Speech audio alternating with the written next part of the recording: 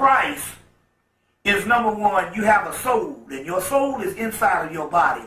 And for all intents and purposes, it is asleep. It is at a dead level, and it's dormant. When the soul rises to its complete potential and sets up its dominancy into the illuminating process of the end result or the final product of what a soul is supposed to be, that, my friend, is called Christos, Christ, Christ.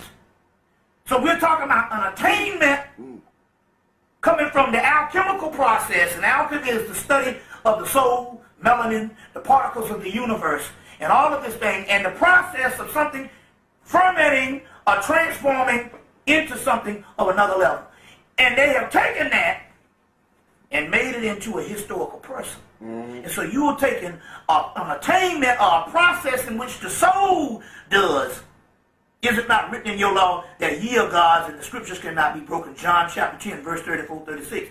And you have taken that particular principle, and someone has stepped in and historicalized it by taking a historical figure or a human story of a person and taking the attributes of what Christ does, rising to a certain level of the Christos of the soul, which is in every person, and have made it exclusively one man and got you worshiping the person for political terms.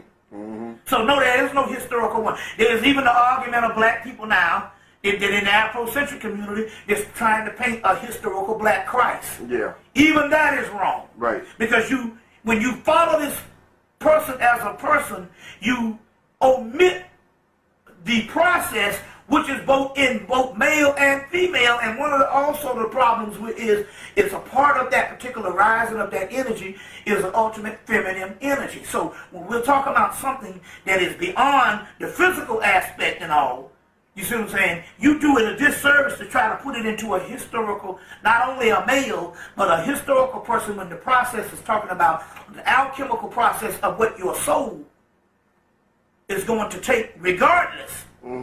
It's going to do this whether you are walking around dead or not. Because ultimately, it's just like nature. A flower is going to bloom no matter what. It doesn't have to have a doctrine to tell it to worship another flower. That's right. A dog don't need no book. Right, don't need no book. You see what I'm saying? It's going to happen because we're talking about a process of nature. So it's even in the movie X-Men. At the beginning of the first X-Men, they talk about how there's a mutation that happens and these people become super beings, but the process might take thousands of years. But ultimately, there's a graduation point for every human on the planet. And so we have now had someone slip in and give you this false doctrine, and you're worshiping this particular person. And in so many words, you're keeping dormant the true potential of your own soul. Die for knowledge.